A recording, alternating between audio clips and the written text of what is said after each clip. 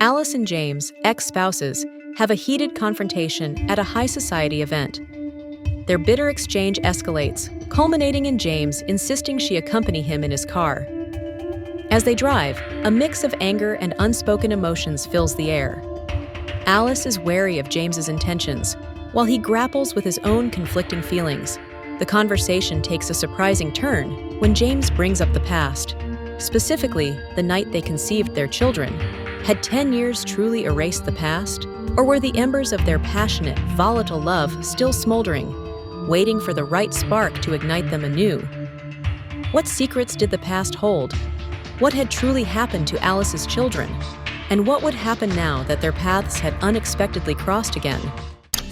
You guys can spend time here till your father gets over with his business meeting. Hey, that's a globe! Time to play my special game. Look, it's Paris! Huh? Genuinely, Beth. My finger landed on Paris.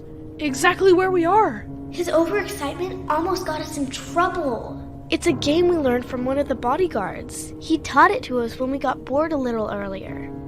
Jenny had seen enough of Beth and Matt to know they didn't have time to invent frivolous games like this one. You spin the globe in every direction. Then you put your finger down. Wherever it lands is where we're gonna travel to next. Paris, again!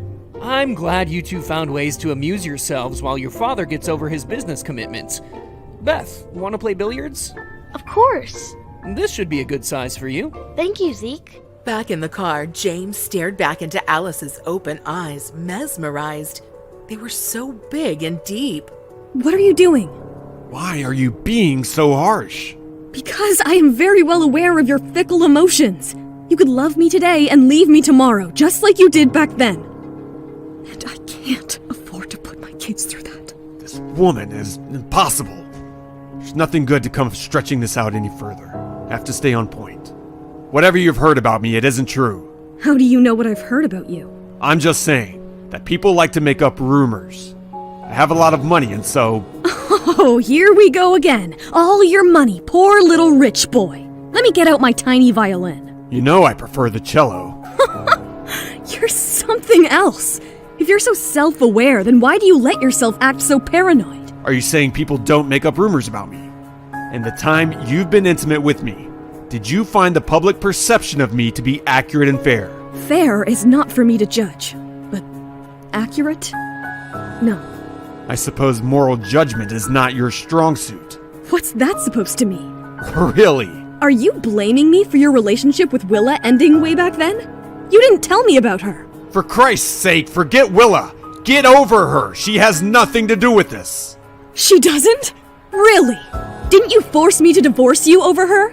You, what, scapegoated her like you scapegoated me? Because you simply can't stand to be unconditionally loved? As if you know anything about unconditional love. That's it! You're right. It's all my fault that I listened to you and got into this car hoping to have a civilized conversation. But I forgot that at the end of the day, the conversation was happening with a heartless man who has no feelings. I can't bear your presence anymore. Alice barely registered the paparazzi flashes as she stomped away from the car, her ears hot with rage. She's gone. All right, kids, time to go home. We will play this some other time. Zeke guided Nate and Jenny through the ornate doors of the building, out toward their dad's black SUV.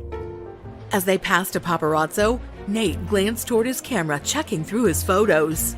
Jenny, that's Mom, slamming the door of Father's SUV. She looks like she's come out of a horror movie. Looks like something went wrong between them.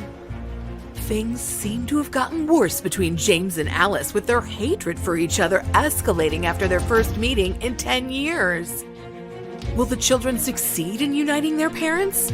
Will Alice leave Paris forever, giving up on her dream just to keep her children away from James? Will James be able to clear the misunderstanding between him and Alice? Hey, I'm Alice. If you're wondering what happens next, download the Pocket FM app now and listen to the exciting episode of First Love Never Dies.